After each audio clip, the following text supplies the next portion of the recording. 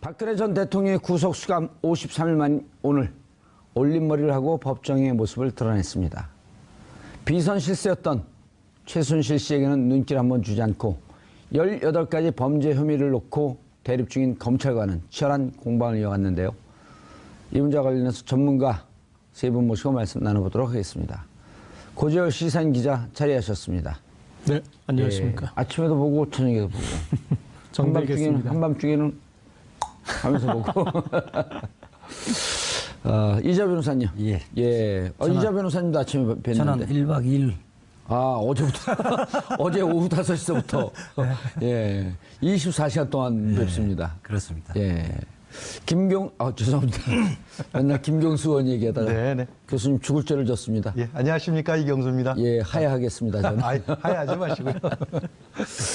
자, 오늘 노무현 대통령을 생각하면 웃을 수 없는 날이고, 박근혜 대통령을 생각하면 슬픈 날이고, 최순실 씨를 생각하면 좀 통쾌한 날이고, 그렇죠? 네. 오전에 이 얘기를 하시다가 예. 은연중에 감정을 드러내시더라고요.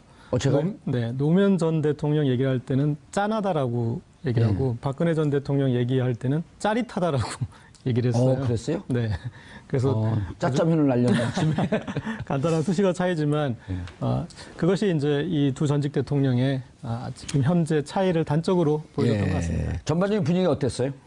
오늘 이 재판정에서 예측했던 대로 박근혜 전 대통령은 이제 모든 걸 부인했고, 예. 그리고 최순실 씨와 어떤 불편한 심기 때문인지 눈길을 전혀 마주치지 않고, 그러니까 법정에서 옆에 있는데 눈길을 안 마주치려면 계속 앞만 봐야 되지 않습니까? 예.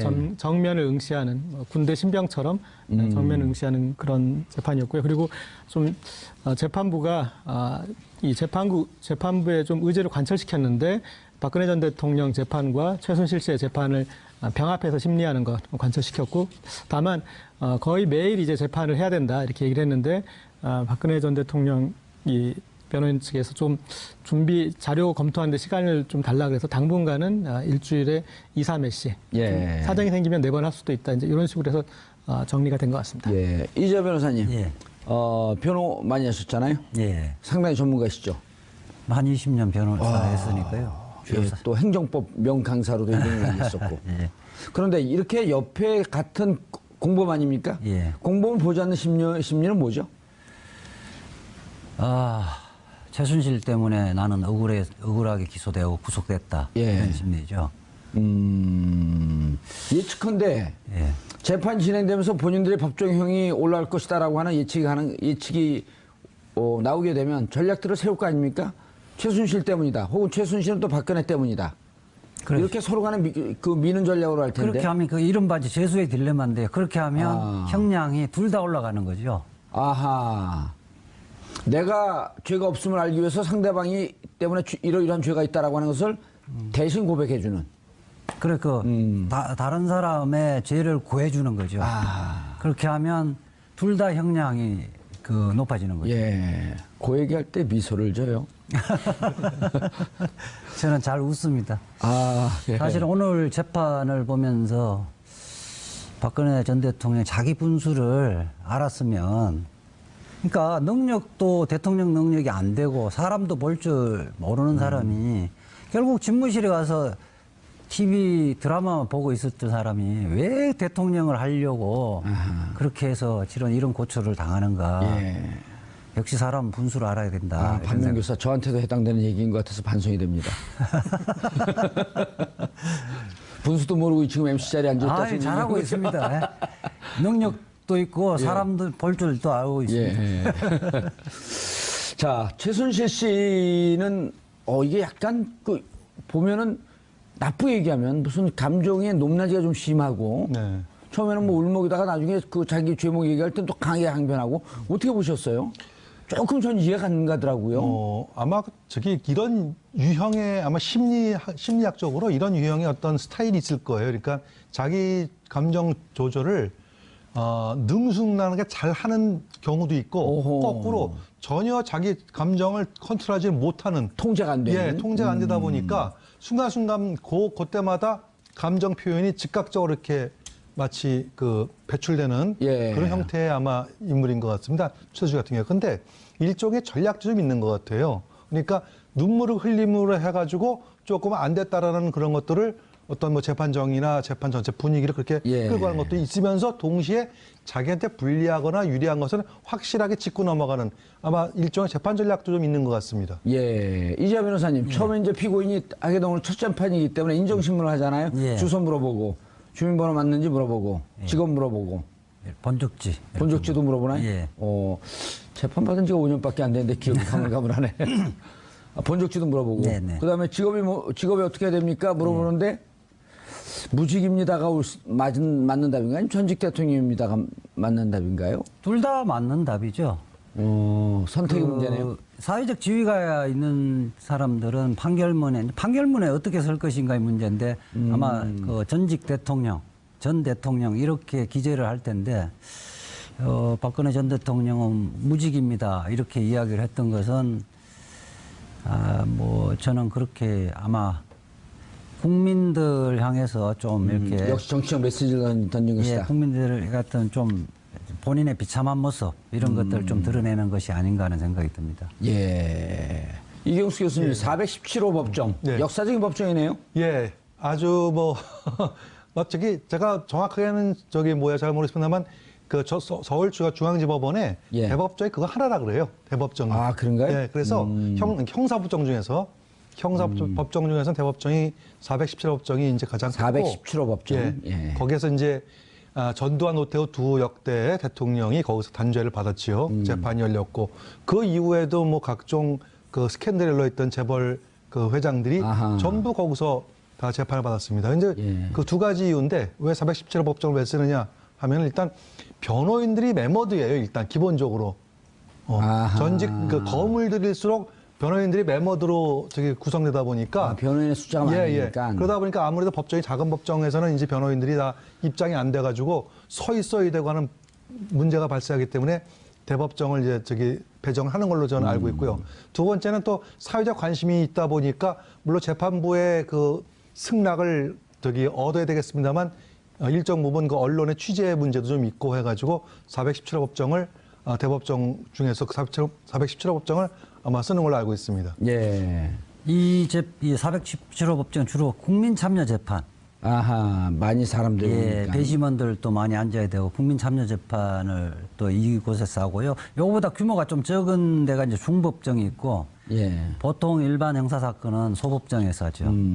소법정에서 몇십 명 못 들어가니까요. 여기는 한 150명 정도는 들어갈 겁니다. 신동빈 회장이 오늘 피고 소개와 같이 앉았죠? 박근혜 최순실 공여자죠. 뭐예요? 그 무슨 70억. 사건이요? 롯데 그 아. 70억 기소돼 있는데 그러니까 다시 돌려다가 되돌려 받은 사건이 있잖아요. 예. 그게 압수수색이 되면서 70억을 K 미르재단에 달라고 해서 돌려줬다가 압수수색 들어가기 전에 들어가면서 최순실이가 되돌려줬던 거죠. 그래서 그 정상을 좀 참작해서 불구속 기소를 한 사건. 예. 예. 지금까지 최순실 씨 재판은 어느 정도 진행이 됐지 않습니까? 네. 근데 최순실 씨의 재판에 양상이 있어요. 보통은 변호인들이 본인을 변호해 주는 거지 않습니까? 근데 최순실 씨 재판에 보면은 특징이 마지막 결론 부분에서 본인이 결론을 내요.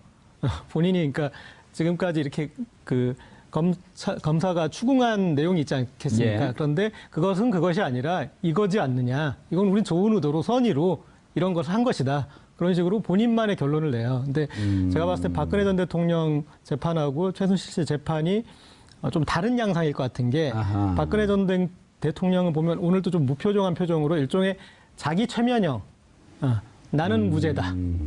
그런 어떤 그 현실 부정형, 이제 그런 형태의 좀 이 피고 같은데 최순실 씨 같은 경우는 스토리텔링형이에요. 이렇게 시나리오를 자기가 그려가는 거죠. 그래서 본인이 그린 그림 안으로 어떤 그 상황을 다 꿰어 맞추는 지금까지 이제 재판을 보면은 그게 왜 변호인을 뒀을까 하는 생각이 들 정도로 그러니까 변호인은 앞부분에 검찰의 어떤 그 방패 역할을 하고 그리고 본인이 다시 어떤 상황을 재구성하는 그런 식으로 이렇게 재판을 풀어가더라고요.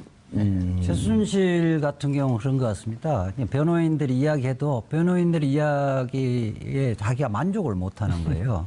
최악의 의뢰인 아니에요? 네, 그렇죠. 만족을 못하는 게 변호인이 컨트롤이 안 된다고 봐요. 변호인이 변론하는 게 불만이 있고 자기 나름대로 그것이 재판장 판사에게 어떤 영향을 미칠 건지 고려 안 하고 터뜨리는 거죠. 저는 약간 분노 조절 장애 현상이 있다고 보는 거죠. 아, 분노 조절 장애가 있다. 네. 근데 이 변호사님 오늘 검찰 측에서 예. 윤석열 중앙지검장이 직접 나오지 않을까라고 하는 관측이 있었는데요. 윤석열 지검장이 나오지 않고 이원석 서울중앙지검 특수일부 부장검사, 한웅재 형사부장검사 등이 자리를 했어요. 그리고 이번에 이제 재판이 다행스럽다고 이제 검찰 측에서 보는 이유는 검찰에서 기소한 최순실, 특검에서 기소한 박근혜, 이 두 분이 만약에 지금 검찰이 이렇게 윤석열 중앙지검장이 오지 않았으면 검찰 내부에서도 이견이 있었을 수 있는 이런 상황 아닌가요? 아, 그렇죠. 예. 그런데 이제 윤석열 검사가 며칠 전에 이제 서울중앙지검장으로 임명이 네. 됐잖아요. 만약 임명이 안 됐다면 오늘 재판이 나왔을 텐데 서울중앙지검장은 230여 명의 검사를 거느리는 수장이거든요. 수장이기 때문에 그 재판에 나오는 것은 격이 맞지 않다고 본인이 판단을 했던 거고 예. 윤석열 그 중앙지검장이 임명되는 순간 이미 특검과 검찰은 거의 화학적 결합이 됐다고 보는 거죠. 존재하는 것만 하더라도 거기서 그 말하자면 의견 다툼이 없어지는 거예요. 예. 이 교수님, 네. 이제 문제는 지금 이제 최순실 박근혜 재판이 병합돼서 가고 있는데 네. 이것과 병합되지 않으면서 이제 뇌물 그 공여 수수의 한 축인 이재용 재판이 진행되고 네, 있단 네, 말이에요. 네, 네. 그리고 이재용 재판이 진행되는데 특검이 공소유지를 하면서 밀리고 있는 거 아니냐. 태평양이라고 하는 메모드급 이 법무팀한테 밀리고 있는 거 아니냐라고 하는 기사가 계속 나왔거든요. 예. 이제는 그 특검도 어찌 보면 중앙지검의 백업을 받을 수 있는 이런 상황이 된 거 아닌가요? 그렇죠. 그래서 사실은 윤석열 그 서울중앙지검장을 문재인 대통령께서 임명한 가장 커다란 목적이 예. 바로 공소유지거든요. 예. 근데 공소유지라고 하는 것은 박근혜 전 대통령, 최순실 씨만 공소유지는 된다고 해서 되는 게 아니에요. 그렇죠. 바로 삼성의 이재용 부회장까지 이게 같이 뭉뚱그려서 공소유지가 되어야만 그게 패키지죠. 예. 그렇죠.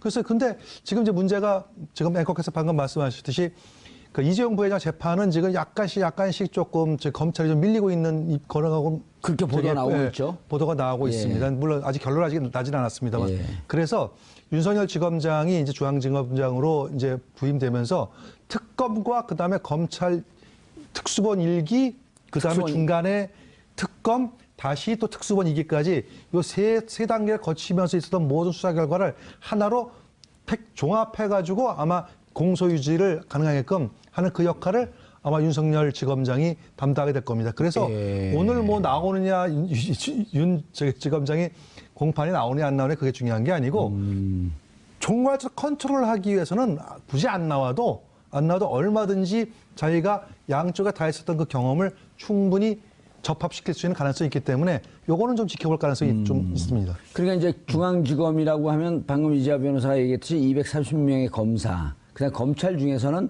나름대로 에이스 검사들이 집합된 데이기 때문에 이제는 메모드급 삼성 재판, 박근혜, 최순실 재판과 한번 일합을 겨뤄볼 만할 정도가 됐다. 그렇죠.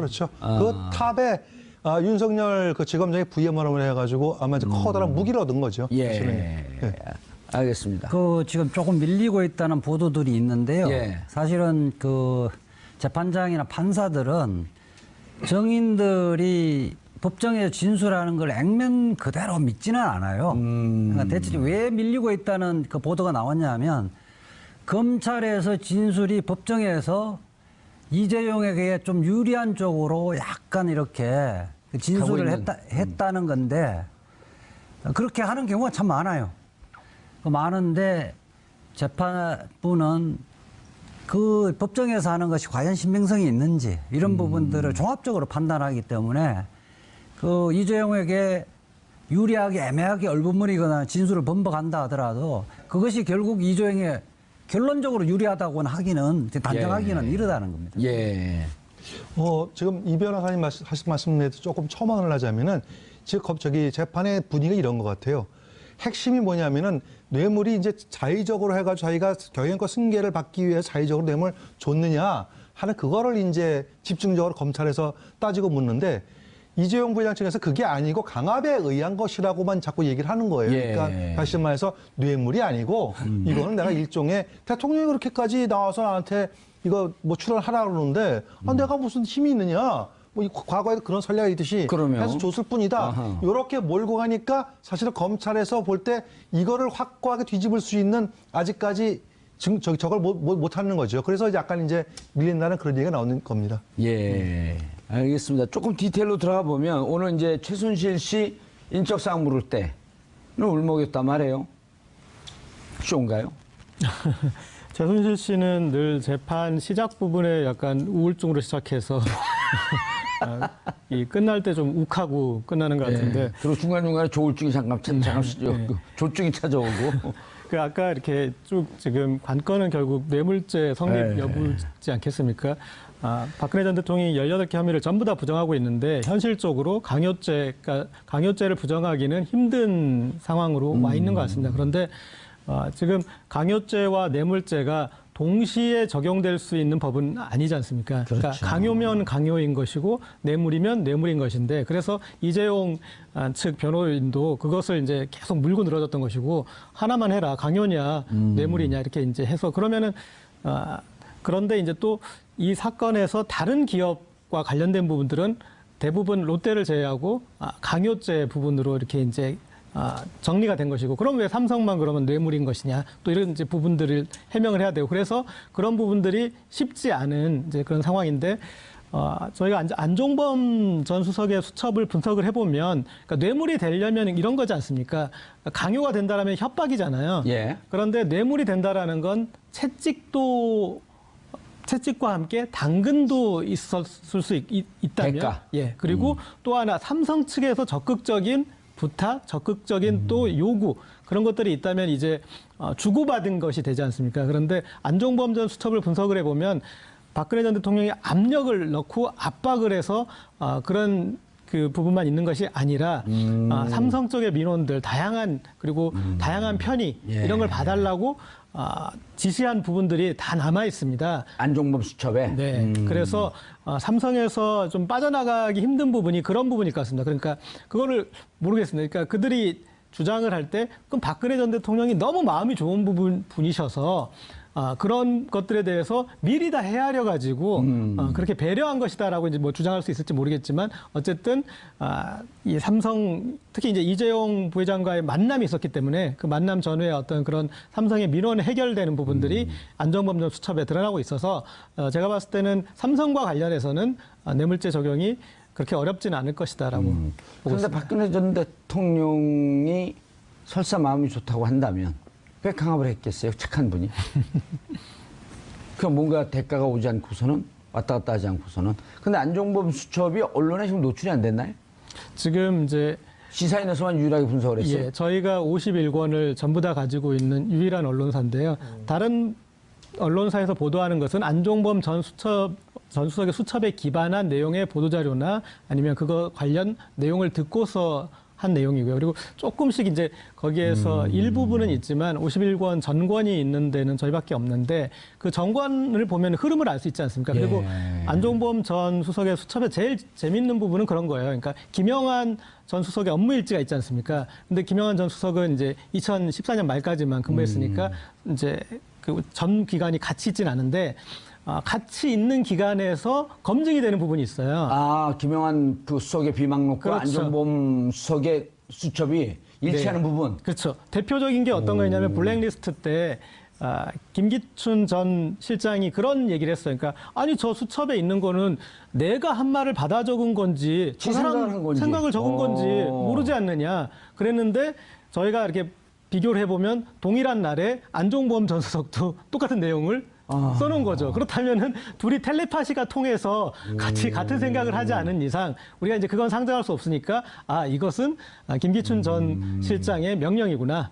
그렇게 알 수 있는 거죠. 관련해서 제가 좀 말씀드리려면 김영한 그 전 민정수석의 수첩과 안종범의 수첩의 다 내용이 다 어떻게 달라요. 김영한 그 전 민정수석 수첩은 키워드 중심으로 기재를 해놨고 예. 안종범 수첩은 육하 원칙에 의해서 기재돼 있거든요. 예. 그 차이가 뭐냐? 센텐스. 차이가 주어 동사 목적어 보호가 다 있는 거예요. 그렇죠. 김영한 그 수첩은 주로 청와대 수석 비서관 회의를 김기춘 비서실장이 주재를 했기 때문에 거기서는 주고받으면서 키워드 중심으로 이야기하면 다 알아듣거든요. 예. 근데 안종범 수첩은 박근혜 전 대통령이 전화로 불러준 거예요. 수첩을 보고 다 그냥 불러주는 거거든요. 그대로 다 기재하니까 그게 문장이 되는 거예요. 예. 그래서 검찰이 공소장에 보면 사실을 안종범 수첩을 날짜나 이런 걸 정확하게 찾아갖고 기재해버리면 공소장이 나와버리는 거거든요. 근데 아까 중복된 부분은 무엇이 중복되냐면 거기에 김영한 수첩에 대수비라고 기재되어 있는 부분이 있어요. 그러니까 대통령이 가끔씩 주재하는 수석 비서관 회의에서 대통령이 한 말씀을 기재해 놓은 것이 아마 일치할 거예요. 그 부분 이제 블랙리스트 부분도 일부가 있는데 그런 거죠. 교수님, 이게 이제 아까 분리했다라고 하는 박근혜 최순실 재판을 분리했다라고 하는 걸 간단히 짚고 넘어갔는데 결국 서로에게 다 몰지 않겠어요? 시켜서 했다. 저 양반이 했다. 그게 사실은 이제 정말 지켜볼 어쩌면은 오늘 관전 이렇게, 포인트죠. 예, 잠깐 예. 오늘 나와서 이렇게 뭐 얼굴 보고 하는 게 뭐 정면을 받느니 안 받느니 중요한 게 아니고 앞으로 정말 이 재판 핵심은 뭐냐면은 과연 어디까지 두 사람이 서로에게 팔을 밀 것인가 하는 걸 지켜보는 것이 아마 핵심일 겁니다. 아까 우리 이 변호사님께서 그 죄수의 딜레마, 프리저너스 예. 딜레마 얘기했잖아요. 예. 아주 대표적인 이제 프리저너 딜레마가 나올 거예요. 원래 이 죄수의 딜레마라고 하는 그 이론은 아시다시피 게임 이론이라고 해가지고 국제정치학에서 두 개의 국가가 서로 합리적인 선택을 하게 되면은 좋은 결과를 얻어내는데 국가라는 것이 이기심 때문에 상대방의 의사와 상관없이 나에게 유리한 것을 끌어내기 때문에 오히려 손해를 본다라는 그런 뜻이거든요. 그러니까 이제 앞으로 그 똑같이 두 사람이 어떻게 보면 서로가 지금은 다 부인을 하고 있는데 이제 조금씩 증거가 나올 거예요. 재판 진행되면서. 그렇게 되면은 과연 저 증거가 나에게 유리한지 유불리를 처음 따지다 보면은 결국은 자기의 이기심, 다시 말해서 자기의 유리한 쪽으로 몰고 가다 보면은 결국은 상대방에게 책임을 묻지 않을까. 그래서 어디까지 나올지. 근데 묻다고 말이죠. 재밌는 게 단순하게 이번 국정농단 사건에 대해서만 나오는 게 아니에요. 정윤회 문건부터 시작해가지고 어쩌면 그 이전에 최태민 사건까지 전부 다 나올까봐 그렇게 되면은 이거는 글쎄 국격이 어떻게 될지 잘 모르겠습니다. 전 굉장히 우려가 되는 게 거기까지 비화가 될까봐 대단히 우려스럽습니다. 됐으면 좋겠다는 거예요? 되지 말아야 된다는 거예요? 헷갈리는데요. 그 지켜봐야 되는데 어디까지 될지 저도 걱정스럽다는 얘기죠. 네. 이재 변호사님, 예. 박근혜 전 대통령이 4월 17일 날 구속이 됐어요. 네. 그럼 구속 만료일이 이제 10월 17일이요. 네.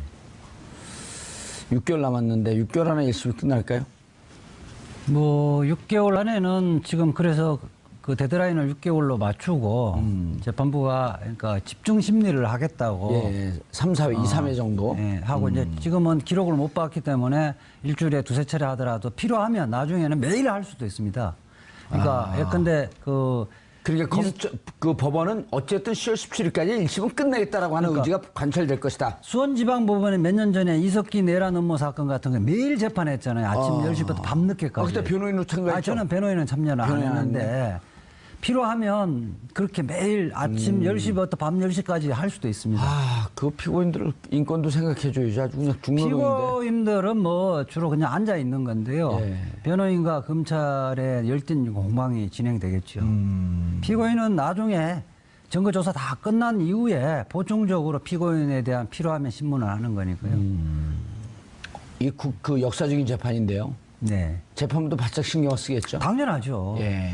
전 국민이 또는 전 세계가 보고 있는 거고 역사적으로 평가되어지는 재판이기 때문에 예.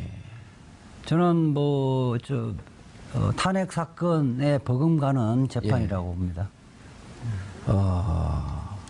10월 17일 만약 넘게 되면 어떻게 되는 거예요? 법적 그러니까 절차가? 또 구속영장에 기재하지 않은 다른 범죄에 관해서 다시 또 영장 발부는 할 수 있습니다. 그래서 구속된 사람이 17개월, 20개월 재판하는 경우도 가끔씩 있거든요. 영장이 한번 발부된 범죄 사실이 아닌 다른 사건으로 영장을 다시 또 발부를 그거는 예외적인 거니까요. 예. 위법한 건 아닙니다. 자, 이런 관측들도 있어요. 이재용 재판이 지금 먼저 진행되고 있었기 때문에 이재용 부회장이 구속된 게 언제죠? 1월 19일, 2월 17일이죠. 네. 2월 17일인데, 그럼 거기는 8월 17일까지 끝내야 된단 말이에요. 근데 만약에 지금 재판을 조금씩 이제 밀고 시간을 좀 달라고 박근혜 전 대통령이 한 이유는 8월 17일까지 해서 만약 이재용 부회장이 뇌물죄의 한 축인데 그쪽이 무죄로 끝나게 되면 이 재판도 유리하지 않을까? 이런 판단한 거 아닌가요? 충분히 할 수 있죠. 그리고 지금까지 이렇게 박근혜 전 대통령의 전략 중에 계속 반복되는 것이 전부 부인하고 그다음에 미루고. 무조건 미루고. 그런데 지금 이제 삼성의 어떤 그런 이제 이 법률적인 그런 능력을 좀 한번 의지해보고 싶어 하는 것 같은데 그 키맨이 있습니다. 삼성과 최순실과의 관계에서 최순실의 금고지기로 꼽혔던 인물이 있어요. 근데 그 사람은 이 삼성맨은 아닙니다. 그런데 그 사람과 관련된 사람들이 지금 삼성의 그 현지 이제 법인이랑 이렇게 연결돼 있어요. 그래가지고 삼성이 지원하는 방식 그리고 현지 법인을 차리는 방식과 크게 깊이 있게 관여된 부분들이 있는데 그래서 삼성의 정상적인 지원이 아니라는 부분을 규명하는 데 있어서 그 부분이 저희가 봤을 때는 좀 핵심이에요. 그리고 그 사람이 이제 하나은행에서 계속 승진하는 데 있어서는 박근혜 전 대통령이 거기에 어떤 영향력을 행사한 정황이 안종범 전 수석의 업무 수첩에 나와 있고 그래서 그런 그 하나은행 독일 지사장 했던 분 말씀하는 거죠? 독일 지사장 했던. 예. 그리고 이제 들어와가지고 이렇게 이제 본부장도 하고 예, 예, 더블 그랬던 투본부장으로 될 때. 네네. 예. 그 이제 그런 인물들, 그런 이제 키맨들의 역할을 좀 적극적으로 규명하는 게 좀 필요한 것 같고, 그 다음에 또 박근혜 전 대통령과 최순실 씨의 이제 어떤 경제적 공동체 그 부분은 계속 지금 장시호 씨가 증언을 좀 이렇게 해주고 있지 않습니까? 이제 그 부분도 또 증명되고 그리고 지금 이제 안종범 전 수석의 역할은 안종범 전 수석이 지금까지도 부정하는 거 뭐냐면 나는 최순실을 모른다. 그리고 최순실 씨와 이렇게 연락을 해본 적이 없다. 예. 네. 그래서 이제 그 안종범 전 수석은 우리가 이제 국민들은 최순실 씨한테 이렇게 바로 명령을 받고 한 것처럼 생각을 할 거예요. 그건 김종 차관의 경우고 안종범 전 수석은 직접 접촉한 그런 정황은 아직까지 없지 않습니까? 그런데 예. 그거를 이제 박근혜 전 대통령을 통해서 지시를 받은 건데 그 부분에 대해서 그 부분이 이제 이 규명되는 그래서 그 어떤 범죄의 순환 구조가 있어서 순환 구조를 납득시키고 증명하는 부분이 좀 쉽지는 않을 것 같습니다. 이 부분 좀 정리를 해야 될 것 같은데요. 이거 이재용 재판이 먼저 시작돼서 빨리 끝나고 결론이 먼저 날 것이라고 언론에 보도되는데요. 그렇게 됐어요. 8월 17일까지. 그거는 아닙니다. 이게 지금 보면 다른 사건들 예. 박근혜 전 대통령과 최순실 공동으로 공소됐지만 따로 재판하는 사람들 선고를 늦추잖아요. 늦추는 이유는 동일하게 결론 내리려고 하기 때문에 늦춥니다. 그런데 이재용도 그 구속영장에 기재하지 않은 범죄 사실로 일단 종결을 해놓고 선고는 박근혜 전 대통령과 동일한 날에 선고를 합니다. 왜 그렇게 안 하면 이미 박근혜 전 대통령의 결론을 미리 재판도 하기 전에 다 드러내버리기 때문에 그 부분은 지금 기자들이나 이런 그 기사들이 잘 모르고 기재를 아니, 하는데요. 법조 출입 기자들이 쓰는데 왜 그걸 모르죠? 그 부분을 뭐 기자들이 기자 변호사 틀린 거 아닐까요? 전문가가 아닌데 지금 재판이 다 그렇게 되어 있습니다. 장시호 같은 경우도 장시호는 내일 뭐 석방된다는 거 아닙니까? 그거는 장시호는 다른 영장을 새롭게 발부할 사유가 없는 거예요. 그런 경우는 불가피하게 석방하면서도 선고를 안 하는 거예요. 야, 내일 석방되면 안민석 오늘 만날지 안 만날지 궁금하네. 다시 썸 탈까요? 다시 썸 탈까요? 발음 이상하니까 다시 성토할까요? 이렇게. 어쨌든 그 예. 부분은 그렇게 되어지면 박근혜 전 대통령이 중간에 재판하는데 뇌물 공여자가 예컨대 유죄 나왔다. 이건 재판할 필요 없이 유죄 나오는 거 아니에요. 그렇게 되어지면 안 되는 거죠. 그렇죠. 유죄든 무죄든 어쨌든 이후에 진행되고 있는 박근혜 최순실 재판에 영향을 미칠 것이기 때문에 같이 선고한다. 예. 그럼 8월 17일까지는 어쨌든 조사가 끝나고 그때 선고를 못하게 되면 이재용 부회장 다른 거 아니에요? 다른 지금 이재용 부회장이 죄가 하나가 아니잖아요. 범죄 다른 사실. 거를 걸어갖고 다른 또 건에 구속영장을 또 발부합니다. 이재용 부회장 징역은 잘 살고 있다고 하는데 좀 안타깝네요. 예, 정호성 같은 경우 대표적인 거잖아요. 예. 정호성 같은 경우 구속기가 만기돼 있는데 그래서 피고인의 변호인은 보석 신청했잖아요. 기각하면서 새롭게 다른 범죄 사실로 영장 발부하잖아요. 다른 문건에 대해서 유출한 부분 영장 발부하는 거거든요. 그래서 재판이 이렇게 다른 재판부에서 하잖아요. 예. 이게 엇갈림 결론이 나는 걸 방지하는 거죠. 그러면 이거 다 교정을 해야 되겠는데 이재화 변호사. 이제 오늘 방송이 나가면 예. 이제 우리 통일되겠죠. 근데 문제는 이 방송을 잘 안 듣거든요, 사람들이. 이 방송을 그래서 좀 많이 전문가가 듣게끔 해야 필요한 되는데. 거예요. 아니 이게 채널 200번대가 아니라 한 50번대로 오면 많이 들을 텐데. 뭐 유튜브로도 또 보고 다 하잖아요. 예. 많이 봐요, 이 방송을? 많이 제가 판단할 때는 좀 보는 것 같아요. 아니 근데 진짜 교수님 모든 기사가 다 이렇게 나와 있잖아요. 그 삼성 재판. 저도 지금 이 변호사님 말씀에 정말 저도 동의를 하는 게 예. 저 그럴 수 있겠다. 동의를 안 하면 왜냐면은 여기서는 예를 들어 가지고 같은 사건에 만약에 다른 결론이 나는 건 정말 이상하잖아요. 저 졸다가 잠이 확 깼어요. 그러니까 조졌어요? 이게 다른 사람 얘기할 때 좀 재미없게 하면 좀 졸리거든요.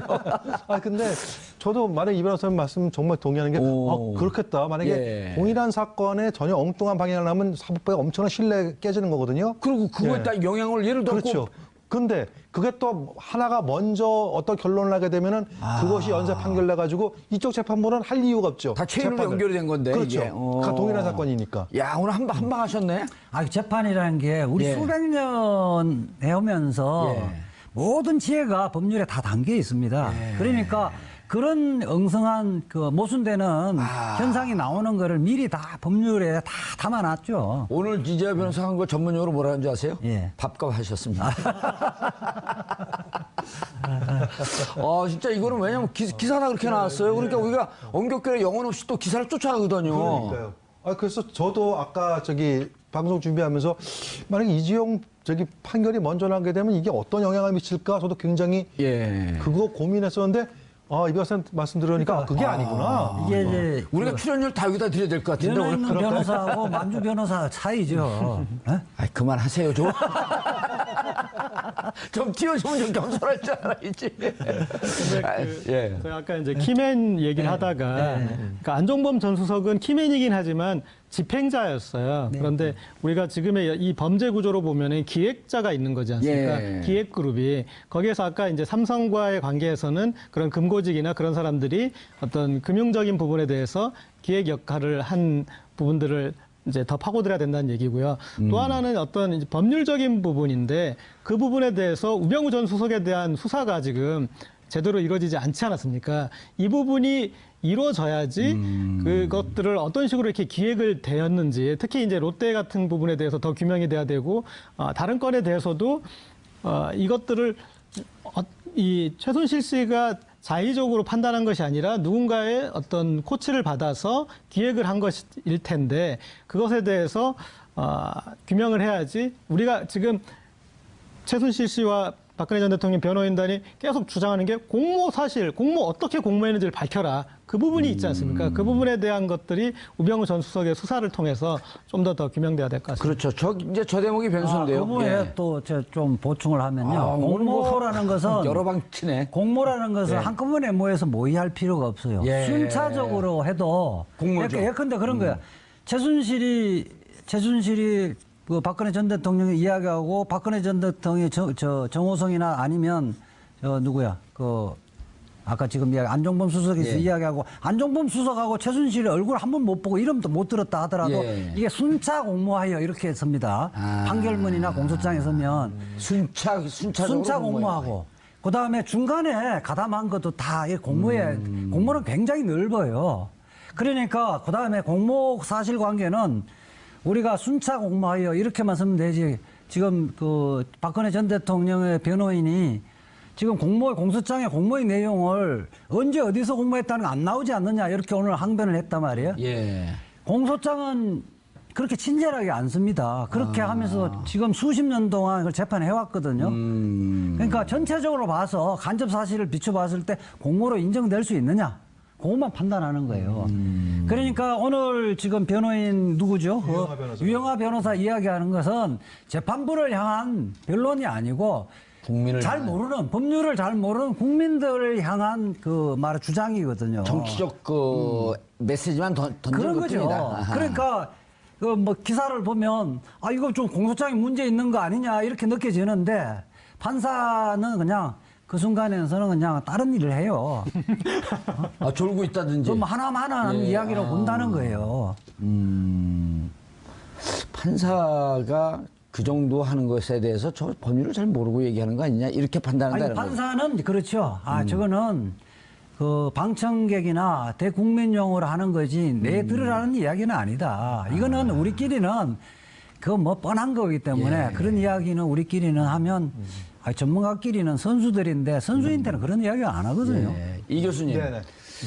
우병우 건이 네. 이제 정윤의 문건을 한번 재수사하라고 이제 청와대의 지시도 있고, 그다음에 그 술판 돈봉투, 이영렬, 안태근 이 건에 대해서도 이제 감찰관이 감찰이 들어가지 않았습니까? 그렇죠. 그렇게 되면 이제 그 결국 핵심이 그 내부에 결국은 우병우 건 불구속 기소했던 우병우 건의 자녀 범죄들이 나올 가능성이 높은데 네. 그렇게 되면 이제 이 재판에도 또 영향을 받잖아요.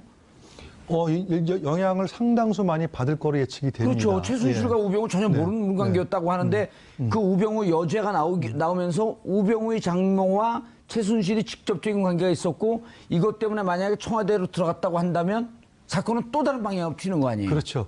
저희가 흔히 말할 때 국정원이나 검찰에 대해서 왜 정치자를 붙이냐면은 이분들은요 수사를 하게 되면은 수사를 안 하는 게 아닙니다. 수사를 다 해놓죠.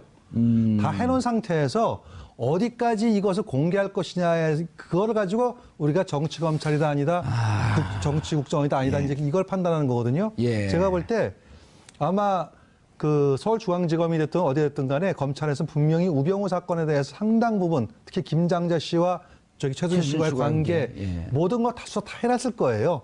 다만 그거를 공개를 안 하고 있는 게 아닌가. 예.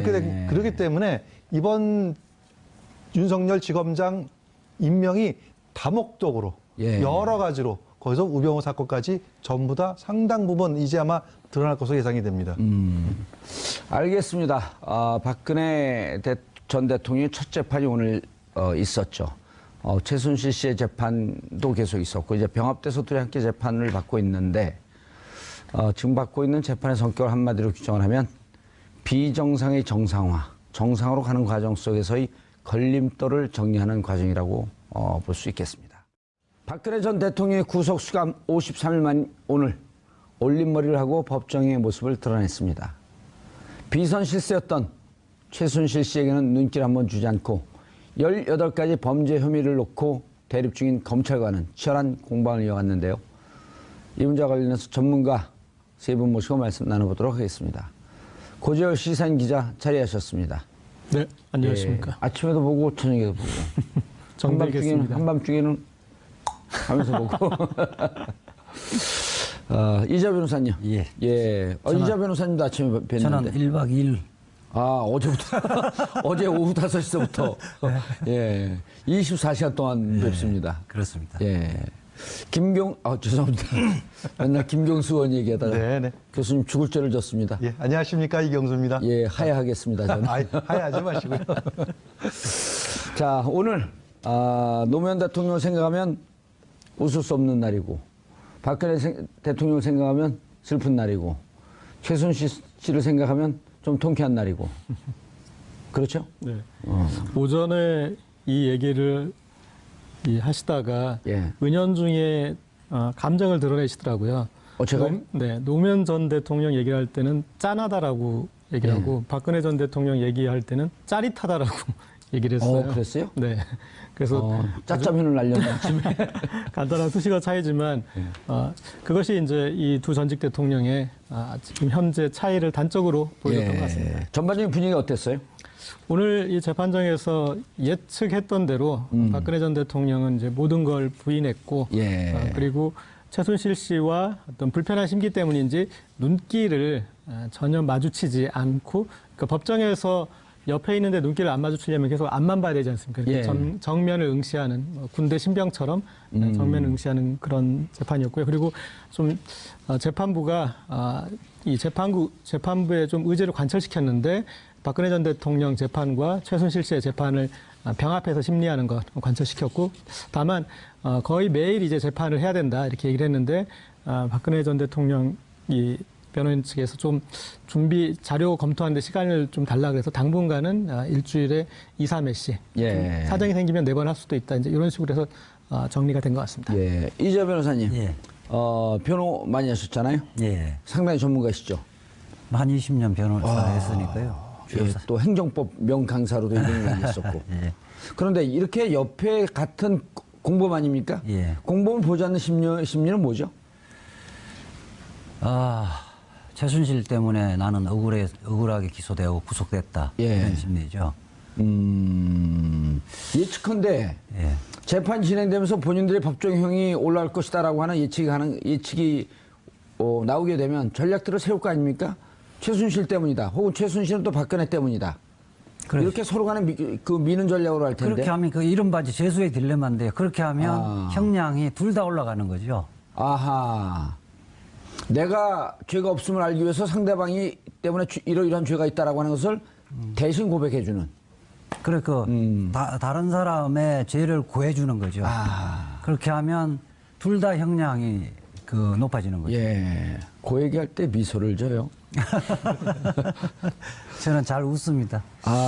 사실 오늘 재판을 보면서 박근혜 전 대통령이 자기 분수를 알았으면 그러니까 능력도 대통령 능력이 안 되고 사람도 볼 줄 모르는 사람이 결국 집무실에 가서 TV 드라마만 보고 있었던 사람이 왜 대통령을 하려고 그렇게 해서 이런 고초를 당하는가. 역시 사람은 분수를 알아야 된다. 박명교사 저한테도 그러다가 되돌려 받은 사건이 있잖아요. 그게 압수수색이 되면서 70억을 K미르재단에 달라고 해서 돌려줬다가 압수수색 들어가기 전에 들어가면서 최순실이가 되돌려줬던 거죠. 그래서 그 정상을 좀 참작해서 불구속 기소를 한 사건. 지금까지 최순실 씨 재판은 어느 정도 진행이 됐지 않습니까? 근데 최순실 씨 재판에 양상이 있어요. 보통은 변호인들이 본인을 변호해 주는 거지 않습니까? 근데 최순실 씨 재판에 보면은 특징이 마지막 결론 부분에서 본인이 결론을 내요. 본인이 그러니까 지금까지 이렇게 검사가 추궁한 내용이 있지 않겠습니까? 그런데 그것은 그것이 아니라 이거지 않느냐. 이건 우린 좋은 의도로 선의로 이런 것을 한 것이다. 그런 식으로 본인만의 결론을 내요. 근데 제가 봤을 때 박근혜 전 대통령 재판하고 최순실 씨 재판이 좀 다른 양상일 것 같은 게 박근혜 전 대통령을 보면 오늘도 좀 무표정한 표정으로 일종의 자기 최면형, 나는 무죄다. 그런 어떤 그 현실 부정형, 이제 그런 형태의 좀 입히고 같은데 최순실 씨 같은 경우는 스토리텔링형이에요. 이렇게 시나리오를 자기가 그려가는 거죠. 그래서 본인이 그린 그림 안으로 어떤 그 상황을 다 꿰어 맞추는 지금까지 이제 재판을 보면은 왜 변호인을 뒀을까 하는 생각이 들 정도로 그러니까 변호인은 앞부분에 검찰의 어떤 그 방패 역할을 하고 그리고 본인이 다시 어떤 상황을 재구성하는 그런 식으로 이렇게 재판을 풀어가더라고요. 최순실 같은 경우 그런 것 같습니다. 변호인들이 이야기해도 변호인들의 이야기에 자기가 만족을 못하는 거예요. 최악의 의뢰인 아니에요? 네, 그렇죠. 만족을 못하는 게 변호인이 컨트롤이 안 된다고 봐요. 변호인이 변론하는 게 불만이 있고 자기 나름대로 그것이 재판장 판사에게 어떤 영향을 미칠 건지 고려 안 하고 터뜨리는 거죠. 저는 약간 국민들 향해서 좀 이렇게 역시 정치적 메시지를 던진 것이다. 국민들 같은 좀 본인의 비참한 모습 이런 것들을 좀 드러내는 것이 아닌가 하는 생각이 듭니다.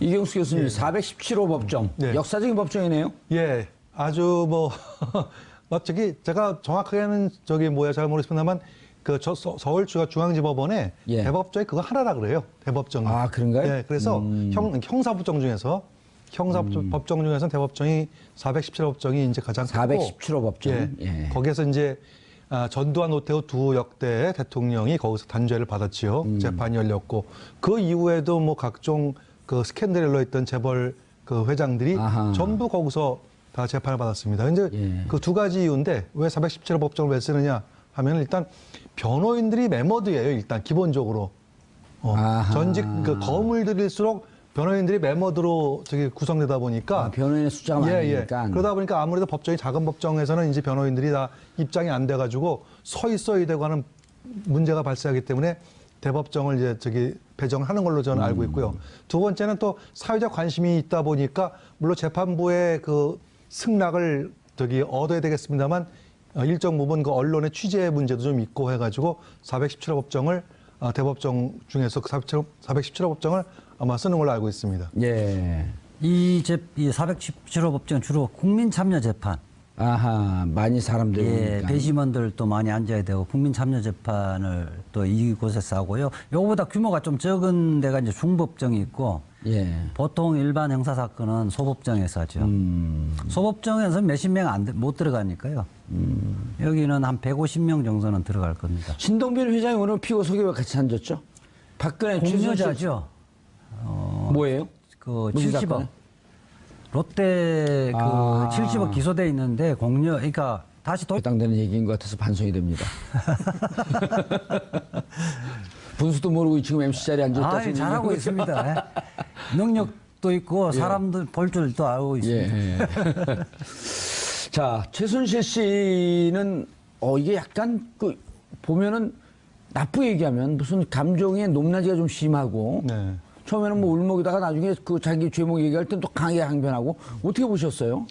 조금 전 이해가 안 가더라고요. 아마 이런 유형의 아마 심리학적으로 이런 유형의 어떤 스타일이 있을 거예요. 그러니까 자기 감정 조절을 능숙하게 잘 하는 경우도 있고 오호. 거꾸로 전혀 자기 감정을 컨트롤하지 못하는 통제가 안 되는. 예, 통제가 안 되다 보니까 순간순간 그때마다 감정 표현이 즉각적으로 이렇게 마치 배출되는 예. 그런 형태의 아마 인물인 것 같습니다. 최순실 같은 경우. 근데 일종의 전략도 좀 있는 것 같아요. 그러니까 눈물을 흘림으로 해가지고 조금 안 됐다라는 그런 것들을 어떤 뭐 재판정이나 재판 전체 분위기를 그렇게 예. 끌고 가는 것도 있으면서 동시에 자기한테 불리하거나 유리한 것은 확실하게 짚고 넘어가는 아마 일종의 재판 전략도 좀 있는 것 같습니다. 예. 이재 변호사님, 처음에 이제 피고인이 하게 되면 첫 재판이기 때문에 인정신문을 하잖아요. 예. 주소 물어보고, 주민번호 맞는지 물어보고, 직업 물어보고, 본적지. 본적지도 물어보나요? 예. 재판 받은 지가 5년밖에 안 됐는데 기억이 가물가물하네. 본적지도 물어보고. 네네. 그다음에 직업이 어떻게 됩니까? 물어보는데 무직입니다가 맞는 답인가요? 아니면 전직 대통령입니다가 맞는 답인가요? 둘 다 맞는 답이죠. 선택의 문제네요. 사회적 지위가 있는 사람들은 판결문에 어떻게 쓸 것인가의 문제인데 아마 전직 대통령, 전 대통령 이렇게 기재를 할 텐데 박근혜 전 대통령은 무직입니다 이렇게 이야기를 했던 것은 저는 그렇게 아마